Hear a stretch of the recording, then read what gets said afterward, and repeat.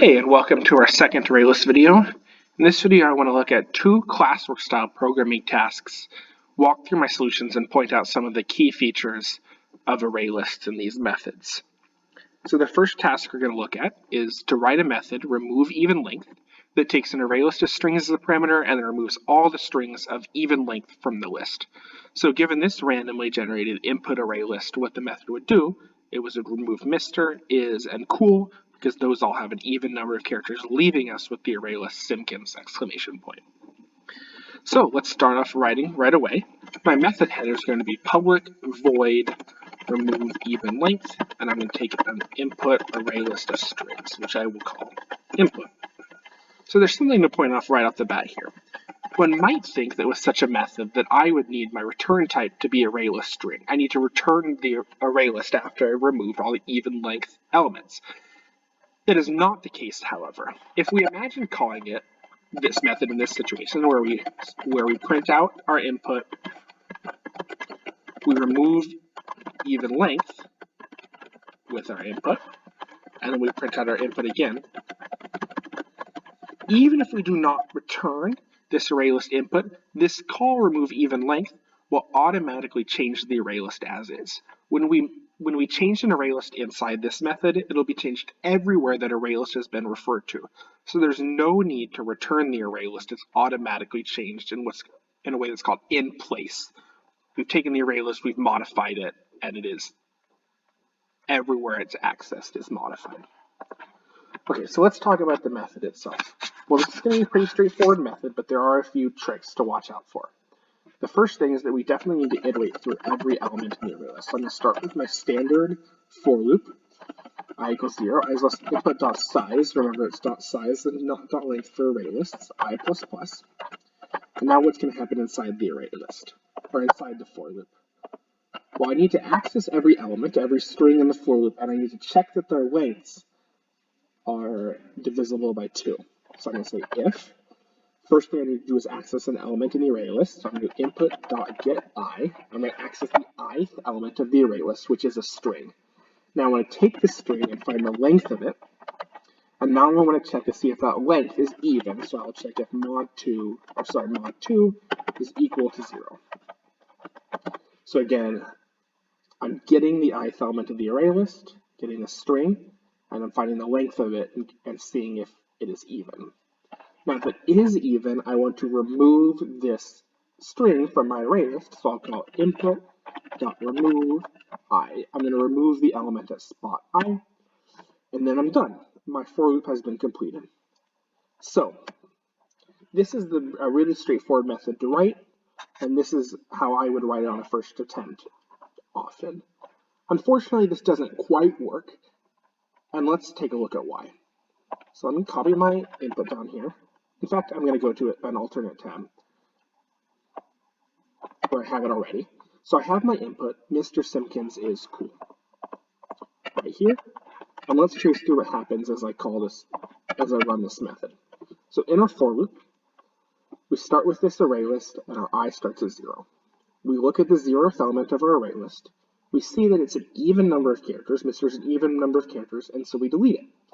This is removed from my ArrayList.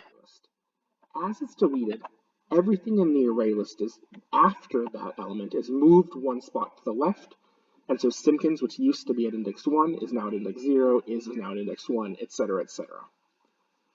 We've reached the end of our for loop. We want to go to the next element, so our I is increased to 1. Now when we go again to check the next element, we'll see that when we go to element 1, we're going to immediately access the is. The problem here is that we entirely skipped over Simpkins. So we look at is, we see that it's an even number of characters, we delete it, everything after it shifts to the right, we get to the end of our for loop and we skipped over, and we increase I by 1. We look at element 2, skipping over cool, just like before. We see that it's an odd number of characters, we leave it, we go to the next element, now we're outside of our ArrayList and we're done.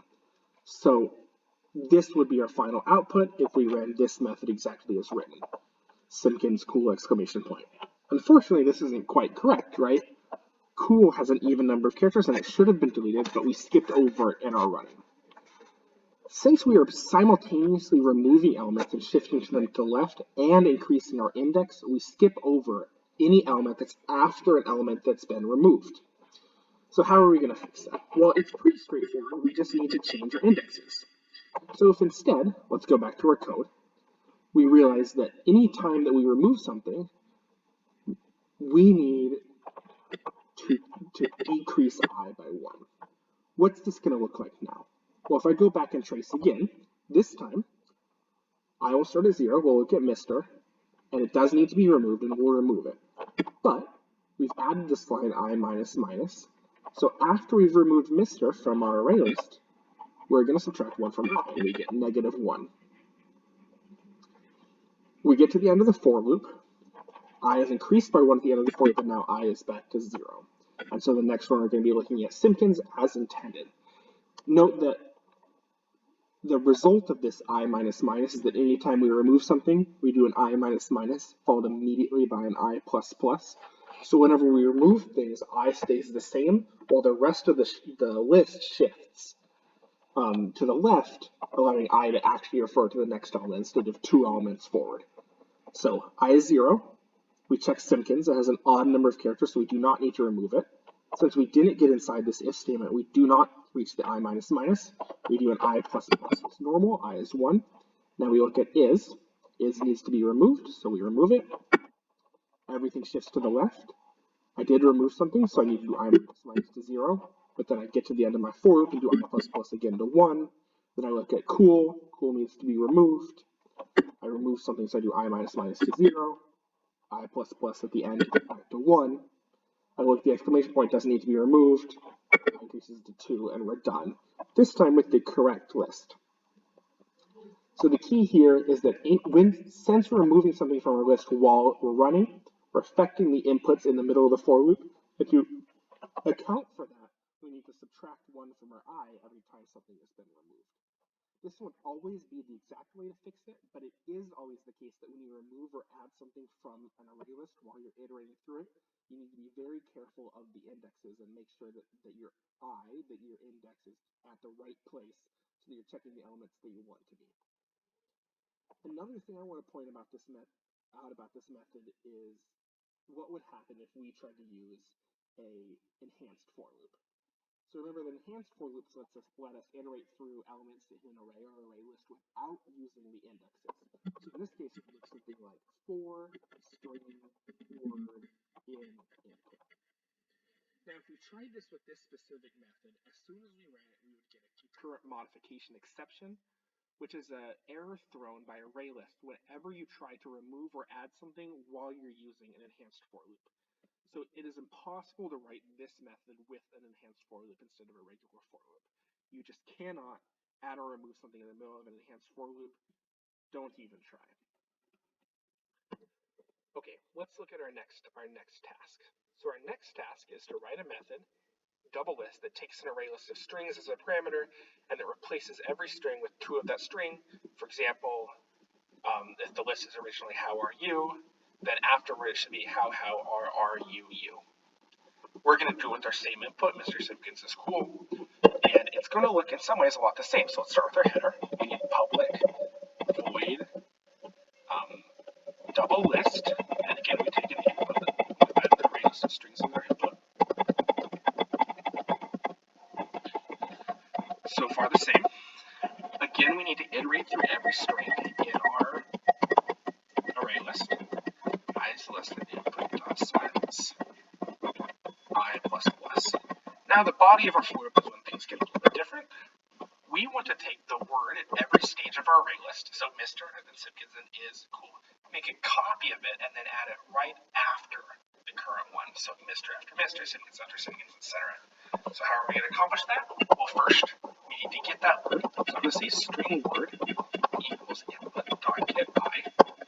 So we've obtained the word. We need to add that to our list right after where we are. So I'm going to say input.add. Why would add in the spot that we currently are? I, the word. And then again, we do not need to return our array list. We're modifying it in place. Is this going to work? Well, again, the answer is no. And for much the same reason as last time, we're going to need to make a very similar modification. When I run this, I will start at 0. I suppose let's go back here and do arrays until we can get our arrays back. All right, here we go. I will start at 0, and we'll be on Mr. Word will be Mr, and we'll add Mr right after, so we have now this. I goes up to 1. We go to the number 1 spot in our array list, and we see the word Mr again. Where we copy the word Mr, we add it right after where we are. And everything after this spot shifts to the 1 spot to the right.